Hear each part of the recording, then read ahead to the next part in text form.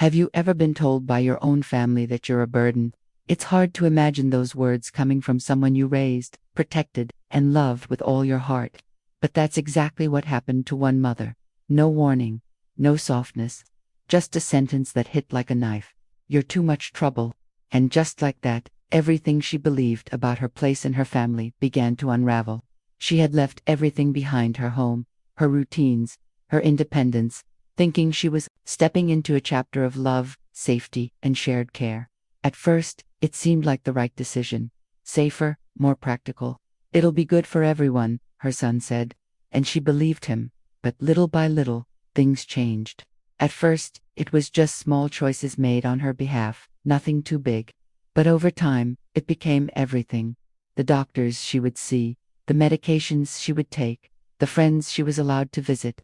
And every time she tried to speak up, she heard, "It's for your own good, pair." Until one day, during a simple disagreement, he said it, "You're too much trouble." And those words stuck. They didn't just hurt, they rewrote everything. In that moment, the woman who once gave him everything, warmth, comfort, care, became a burden in his eyes. Her presence turned into something to be tolerated, not cherished. Her history, overlooked. Her voice, faded. Stay with me until the end, because what you're about to hear might surprise you. This isn't just one story. It's the story of many mothers, fathers, grandparents, people who once held families together and now feel like they barely belong. It's about growing old in a world that idolizes youth and forgets that love, above all, means respect. This mother, the same woman who once held her son in her arms and stayed up all night when he had a fever, now walks on eggshells in the house she thought was hers too. She hesitates before sitting on the couch. She hides her favorite mugs because they don't match the decor. She stays quiet when she's hurting, and when someone asks how she's doing, she smiles and lies, because the shame of seeming ungrateful feels almost as heavy as the pain of no longer being wanted. Have you ever been through something like this? Or do you know someone who has? The sentence, "You're too much trouble," reveals more than it seems. Behind those words is a hidden truth about family dynamics, about generational conflict, about what happens when love is clouded by exhaustion, impatience, or fear. What starts as care can quickly turn into control, and the very people who need compassion find themselves surrounded instead by silence, judgment, and invisible lines they're not allowed to cross. This is a true story, and it's more common than many realize. That's why I want to go even deeper into this topic. And maybe the most heartbreaking part of it all is that she started to believe it, that she really was a burden, that somewhere along the way, her value had quietly expired. Not because she changed, but because the world around her stopped seeing her. It's a slow kind of disappearing, one that doesn't happen with a loud crash, but with the quiet removal of small things, decisions, space, voice, presence. This story isn't just about hurt. It's about something deeper: identity, belonging, and the kind of love that sometimes forgets to listen. And if at any point this story has stirred something in you, maybe reminded you of someone you know, or even of your own experience, I want to hear from you. Leave a comment and share your thoughts. What part of this touched you most? What have you seen or felt in your own life? Your voice matters here, and it's your engagement, your likes, your words, your presence that helps this channel reach others who may be living this same silence and thinking they're alone. When you click like or choose to subscribe, you're not just supporting a video, you're helping to build a space where stories like this are seen, heard, and truly felt. So if you're still with me, thank you. You're part of something que é mais que uma audiência menos. É uma comunidade de empatia e verdade. I want to go even deeper into this story. And after that moment, the silence didn't just fill the room, it settled into her bones. Not the kind of silence that brings peace, but the kind that whispers questions you don't know how to answer. Every corner of the house suddenly felt colder. Every gesture from him, even the ones that used to feel kind, started to feel loaded with something else. Like maybe every smile was forced. Like maybe every sigh meant, "I can't take this anymore." She didn't argue. She didn't cry out loud. She just stopped. Stopped suggesting things. Stopped asking to go out. Stopped insisting on being part of decisions that affected her. And inside that quiet retreat, something even deeper began to happen. She started to question herself. Maybe I am too much. Maybe I talk too much. Maybe I take up more space than I should. Maybe I've overstayed. That one sentence, "You're too much work," started replaying in her head like a loop she couldn't turn off. It attached itself to everything. When she needed help with her medication, it was there. When she forgot where she left her glasses, it echoed. When she asked what time dinner would be, it whispered again. And slowly, guilt became the lens through which she saw herself. Not as a mother. Not as a woman with a past, with a story, with dreams still quietly alive inside her. But as a burden, an inconvenience wrapped in skin that had simply aged. And it wasn't just guilt. There was something even heavier layered underneath. Rejection. A sense that the very people she had once held, once bathed, once fed and protected, now found her presence exhausting. Not because she'd done something wrong, but simply because she existed, because she now moved slower, because her questions came more often, because her needs, once celebrated as signs of life when she was young, were now seen as reminders of fragility. What no one tells you is that this kind of emotional rejection doesn't always come with screaming or slammed doors. Sometimes, it comes in silence, in glances avoided, in schedules planned without asking, in conversations that treat you like furniture there, but not worth acknowledging. And in those spaces, a different kind of loneliness grows, the one that doesn't come from being physically alone, but from being surrounded and still unseen. She didn't stop loving him. That's the part that hurts even more. She still smiled when he walked into the room, still asked if he'd eaten, still folded the towels the way he liked them. But inside, she felt like she had disappeared, like the woman she used to be, the one who laughed loud at TV shows, who used to host friends for coffee, who chose her own clothes with care, was now just a shadow moving through someone else's life. And every time she sat by the window, watching other people pass by, she wondered, how did I get here? How did love turn into walking on eggshells? How did motherhood become something I needed to apologize for? She didn't want pity. She wanted recognition. She didn't want to be in charge of everything again. She just wanted to be asked. Now I want to go even deeper into this subject, into the emotional cost of being needed only when you're silent. Comment there. That silence changed me. It's strange how some of the hardest stories start with the softest intentions. When I look back now, it wasn't supposed to turn out this way. The decision to live with my son wasn't forced, at least not at first. It felt like a natural step. He had space. I was slowing down. We thought it would be easier to be close, for errands, appointments, safety. That's the word we used the most back then, safety. And to be honest, there was comfort in that word. I had always been the caretaker, the one who handled everything. So part of me thought, maybe this is my turn to rest a little. Maybe this is how love evolves. Less independence, perhaps, but more togetherness. At the beginning, there were promises. I remember them clearly, because I held on to every one like a thread holding me steady. "You'll never be alone," he said. "We'll take care of everything, Mom. You won't have to worry about a thing." And I smiled, grateful, not just for the offer, but for the feeling that I was still wanted, still needed, still part of something. We rearranged a few things in his house. He said I could make the guest room however I liked. He even bought me a new chair, one that was easier on my back. Those were the days I still believed this choice would bring us closer. But time has a way of revealing what words try to hide. It wasn't one big change that made things feel different. It was the small things, the slow accumulation of moments where I started to feel like maybe my presence was more of a responsibility than a joy. I started hearing new phrases. Just stay here, I'll handle it. Or don't worry about that, I've already decided. At first, it sounded like care, like love expressed in efficiency. But after a while, I realized they weren't just helping me, they were replacing me. My opinion wasn't needed. My voice became an echo in a conversation I wasn't invited to. I remember the day they changed my doctor without asking. "He's closer and has better reviews," they said. But I didn't ask for a new doctor. I liked the one I had. He knew me, knew my history, but no one asked what I wanted. The appointment was already scheduled, the papers already transferred. I just had to show up. That was the day I felt something shift deep inside me. Not because of the doctor, but because of what it meant. That I had become someone to be managed, like an account, or a responsibility. I tried to brush it off. I told myself they meant well, that they were just busy, that the world today moves fast, and maybe I was just being sensitive. But then it happened again, and again. They started canceling visits from my old friends, saying I needed rest. They started adjusting my schedule when I'd eat, when I'd nap, without checking in. The routines of my life were now organized by people who assumed they knew best, even if that meant erasing what made me feel like myself. And the hardest part wasn't the control, it was the impatience. The sighs, the way they'd look at me if I asked to go somewhere at the wrong time. Or when I'd want to cook my own dinner and they'd say, "No, just sit down, we've got it." It wasn't just about physical tasks. It was a message, subtle but loud.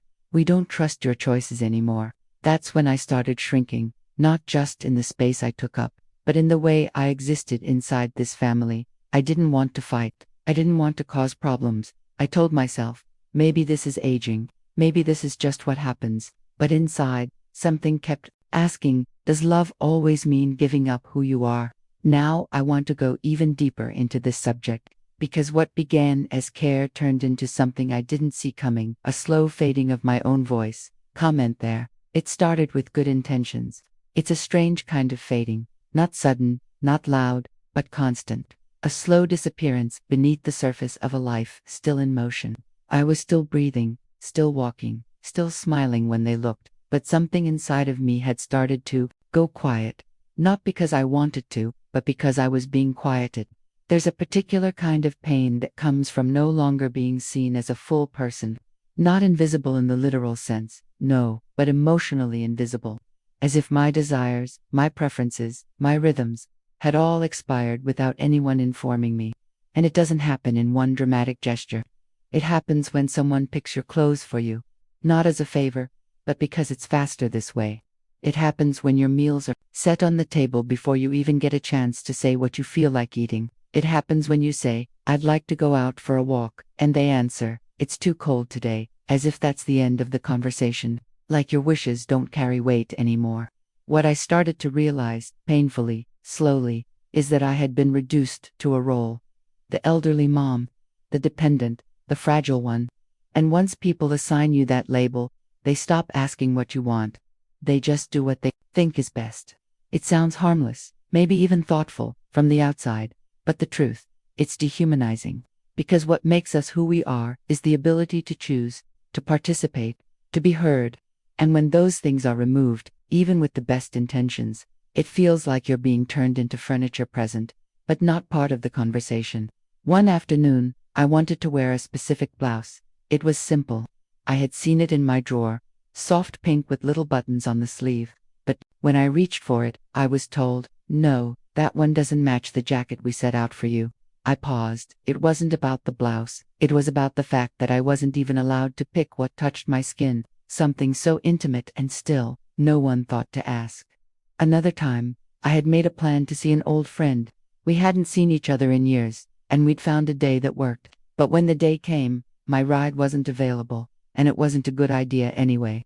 I sat at the window that day, holding my phone, wondering how I would explain that I had no say in my own schedule anymore. I didn't want to sound ungrateful, but inside, I was grieving the version of me that used to make her own plans. There's a name for this. I learned it later. It's called infantilization. When an adult, often someone aging, is treated like a child. Not because they can't think, but because others assume they know better. And it's subtle. That's what makes it dangerous. It's wrapped in soft voices and careful smiles, but beneath it is a mindset that strips a person of their dignity, as if their life belongs to others now. And that's the truth that cut me the most. Not the silence, not the control, but the loss of dignity. The sense that my identity had been shelved somewhere between the laundry and the medication schedule, that I was now more a task than a person. And when I tried to speak up, the answers were always gentle, but firm. "We're just trying to help. Don't stress about those things. You don't need to worry." But I wasn't worried. I was erased. Now I want to go even deeper into this subject, because the journey to reclaim yourself, even in the smallest ways, is not just necessary, it's sacred. Comment here, "I still want to be heard." He said it was for my own good. That's what they always say, isn't it? It's for your safety. It's for your health. It's because we care. But care without listening starts to feel like something else entirely. It starts to feel like control. At first, I didn't question it. I told myself they were just trying to help. After all, I raised them to be responsible, to be thoughtful. And now they were doing what they thought was right. But day by day, that care turned into decisions I never made, paths I never chose. And it all happened behind a curtain of love. It's hard to explain the guilt that comes with this kind of experience. Because how do you say, I don't feel respected, without sounding ungrateful? How do you tell your own child, I feel small, when they're the ones bringing your groceries, driving you to appointments, managing your medications? On the surface, everything looks like support, but beneath it, a part of me was shrinking. Not from lack of help, but from the absence of dialogue. I wanted to speak. I wanted to say, I'm still here. I still have opinions. I still know what I like, what I don't like. I still have a voice. But every time I tried to express myself, I was met with soft dismissal. Mom, don't overthink it. We've got it under control. Just rest. Let us handle everything. It was easier to stay quiet than to fight a current I never asked to swim against. There was one moment that still echoes in my chest. We were sitting at the kitchen table, and I mentioned wanting to attend a community class, something simple, a chance to be around people my age, to feel useful, alive. He looked at me, half smiling, and said, You don't need that, Mom. You've got everything you need here. And just like that, the idea disappeared. Not because I changed my mind, but because mine no longer mattered. That's when I began to understand the quiet danger of well-intentioned control. It doesn't come with yelling. It doesn't slam doors. It doesn't lock you in a room. It simply builds invisible walls around your choices. It wraps around your freedom like a warm blanket, until one day, you realize you can't move. This isn't just about me. It's about a pattern that happens in so many homes. It's about a mentality that the elderly are safer when they stop deciding. That autonomy is a risk. That silence is comfort. But what no one talks about is how damaging that silence becomes. It seeps into your identity. It clouds your self-worth. And it whispers a lie so loud you begin to believe it. Maybe they're right. Maybe I really don't know what's best for me anymore. But I do. I still do. I haven't forgotten who I am. I just haven't been asked, lately. And that's the wound, not the help, not the presence of care, but the absence of respect. Care without consent. Kindness without curiosity. A helping hand that pulls instead of walks beside. I'm not saying I want to do everything alone. I know I've slowed down. I know I forget things sometimes. I'm aware of my limits, but I'm also aware of my value. And those two things are not opposites. Needing help doesn't mean I stopped being human. Wanting care doesn't mean I stopped deserving respect. So, when he says, it's for your own good, what I really wish he would say is, what do you want to do, Mom? Because that question, that small, powerful question, reminds me that I'm still a person worth asking, not just a patient, not just a task, not just someone to manage, but someone to listen to. Now, I want to go even deeper into this subject. Because behind every it's for your own good, there's often an unheard voice just trying to say, I just want to be part of the conversation again. Comment here, I just wanted to be heard. Living under the same roof doesn't always mean living in harmony. People think that bringing a parent into their home is the ultimate gesture of love, of responsibility. And maybe, in many cases, it is. But when that gesture becomes a silent rulebook where one person leads and the other is expected to simply follow, that's no longer love. That's endurance. And for me, endurance has started to wear down everything I used to be. There's this idea that as we age, we should be grateful for being included at all, that being given a room, meals, company, is enough. But what many forget is that autonomy doesn't expire.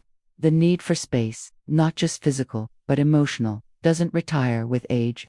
I might have fewer things, fewer roles, fewer plans, but I still have a sense of self that's alive and aching to breathe.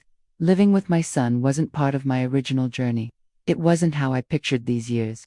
But life has its own way of shifting our path. At first, it seemed like a safe harbor, a place where I wouldn't be alone, where I could feel connected, useful. And he said all the right things. You'll never feel like a burden. We'll do this together. You'll always have your space. I believed him. I needed to. Because hope is what carries us when we're giving up parts of our independence. But slowly, the reality changed. My time wasn't mine. My silence became expected. And that promise of shared space, it turned into a tightrope I walk every day, careful not to be too present, too vocal, too much. That's the paradox of this kind of living. You're close, yet isolated, present, yet unseen, taken in, but never quite invited. There's a wound that forms when love becomes conditional on convenience, when your presence is welcomed only when it fits into someone else's schedule, mood, or comfort zone. It teaches you to shrink, to soften your opinions, to withhold your disappointments, to stop asking for what you need, because needing anything starts to feel like asking too much. Sometimes I sit on the edge of my bed and try to remember who I was before this, before my world became measured in other people's routines, preferences, and boundaries. I used to choose the curtains. I used to make my own doctor's appointments. I used to say no without guilt. Now I ask if I can have tea. I ask if it's okay to go out. I ask if they have time to talk. I ask and then I wait. People think the hardest part about aging is the body changing, the energy fading, the memory slipping, but that's not it. The hardest part is losing the right to your own rhythm. The hardest part is watching yourself disappear while still being alive. Sometimes I want to scream, not out of anger, but out of a desperate need to be acknowledged. I want to say, I'm still here. I still exist beyond what I need, beyond what I lack.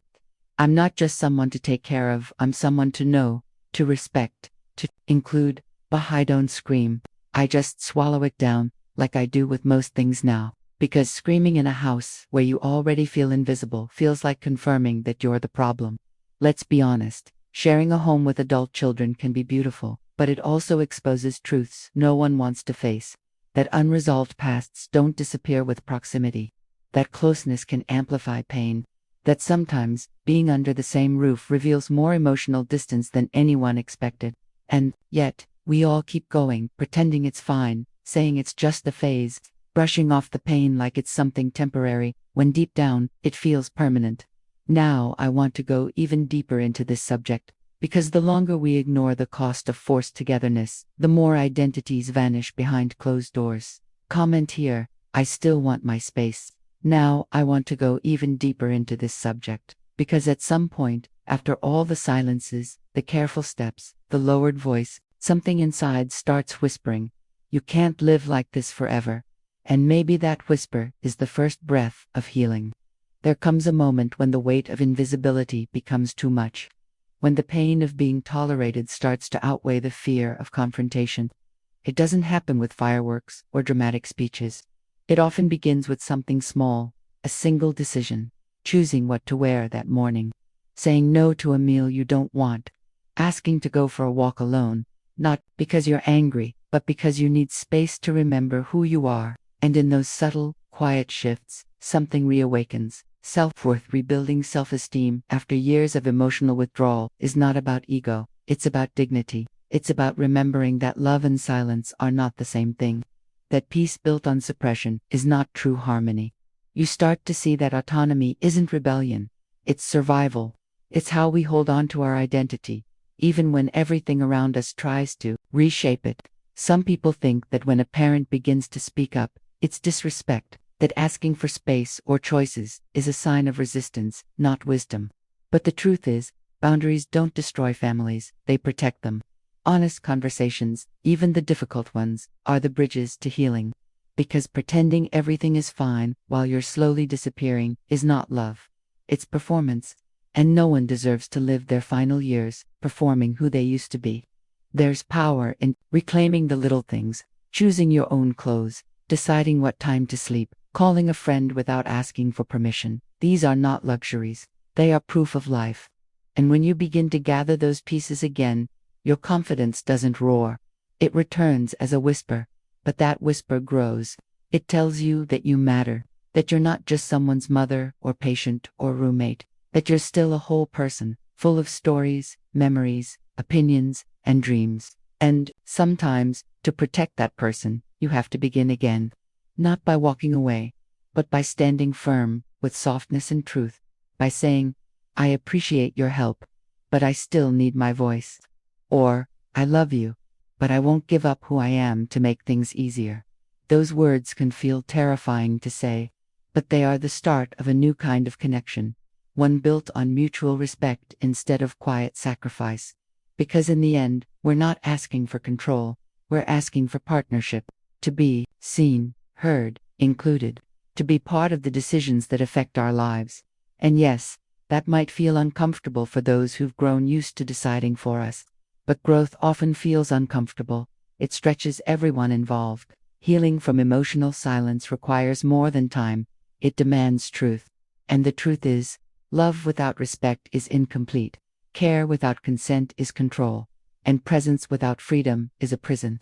So if you're on this journey too, if you've ever felt erased by those who claim to care, just know you're not alone. This story isn't about blame, it's about awakening. And every step you take back toward yourself is a declaration. I still belong to me, right there. I'm on this journey too. Now I want to go even deeper into this subject, because beyond the individual pain, beyond the personal silence and the lonely struggle, there's something much larger unfolding, a reflection that touches all of us. This story, though rooted in one woman's experience, echoes in the lives of thousands. It brings forward a truth we often ignore: how we choose to see those who once carried us, fed us, stood by us, and loved us in ways we'll never fully repay. What if the real issue isn't how much work a parent gives us, but how unwilling we've become to see that their humanity doesn't disappear with age? Somewhere along the way, the roles reversed. Yes, that's natural. Children grow, parents age, but responsibility doesn't cancel out respect. Care doesn't require control. And love, real love, never demands silence in return for help. There's a kind of love that listens before it acts, that asks before it assumes, that embraces not just the needs of someone aging, but their desires, their habits, their voice. When you say your mother gives you too much trouble, maybe the trouble is the mirror she holds up, the reminder that aging isn't neat or quiet or convenient, but it's real. And real love doesn't walk away when it becomes uncomfortable. It leans in, gently, fully, humbly. We have to rethink what we believe being a good son or being a good daughter means. Is it just keeping someone under your roof and buying their medicine? Or is it sitting down, looking them in the eye, and saying, "What do you want? How do you feel? What matters to you now?" Because often, what they're longing for isn't grandeur, it's presence, dignity, permission to still belong to themselves. This is not a tale of heroes and villains. It's a wake-up call, a mirror held up to a society that idolizes independence until it becomes inconvenient, that glorifies youth while forgetting the hands that built the path we now walk on. It's easy to say someone is difficult, harder to admit we stopped trying to understand them. It's simple to manage someone's routine, harder to accept their right to choose what makes them feel alive. And here's a deeper truth: if you're lucky, one day, you'll also age. You'll also want to be heard, not managed, loved, not tolerated, treated like a person, not a responsibility. And the way you treat your parents now, that's the blueprint others may one day use with you. This story invites all of us to pause, to shift our perspective, to step into the shoes of a mother who once carried the weight of an entire family, and now just wants the space to be seen again, not for what she was, but for who she still is. So before you label her as too much, ask yourself, are you truly seeing her, or only the parts of her that fit your comfort? Now, I want to go even deeper into this, because when a story like this resonates in someone's heart, it stops being just one person's pain and becomes a collective voice. There is so much silence soaked in sadness inside many homes, sitting quietly in living rooms, hiding in glances avoided around the dinner table. So many people have heard or felt that they are a burden, even if no one ever said it out loud, because sometimes what hurts the most isn't a direct insult. It's the tone. It's the sigh of impatience. It's the decision made without asking. It's the invitation that never comes. It's the small repeated actions that, over time, begin to erase someone's sense of self until they barely recognize who they are anymore.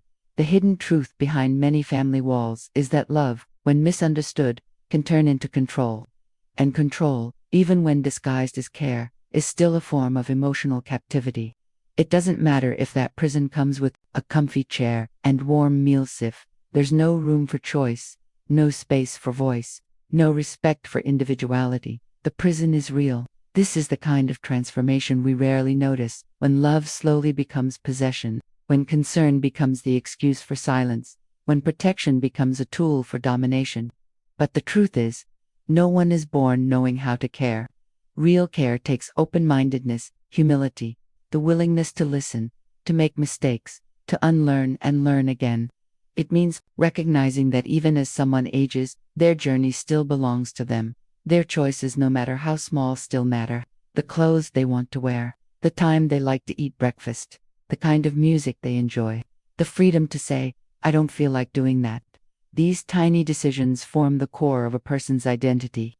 Taking them away, piece by piece, is like pulling the rug out from under their dignity. And maybe, just maybe, behind that phrase, "you're too much trouble," there's something else, something unspoken. A fear, the fear of time slipping away, the fear of confronting fragility, the fear of losing the parent they once leaned on. So some adult children, faced with this discomfort, distance themselves emotionally, even while staying physically present, creating a relationship that looks responsible on the outside, but feels empty inside. But love cannot survive on routine and obligation alone. Love needs emotional presence. This is a journey for all of us, because those who are children now may become caregivers tomorrow, and those who feel independent today may one day rely on others. The wheel turns, and how we treat those ahead of us now will teach the next generation how to treat us later. This isn't about guilt.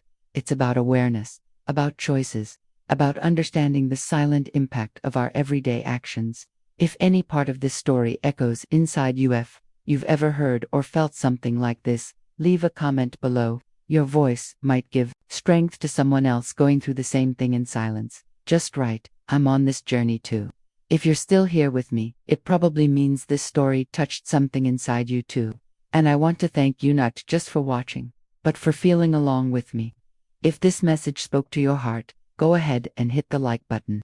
It helps this conversation reach more people who need to hear it, and it shows that this kind of truth matters.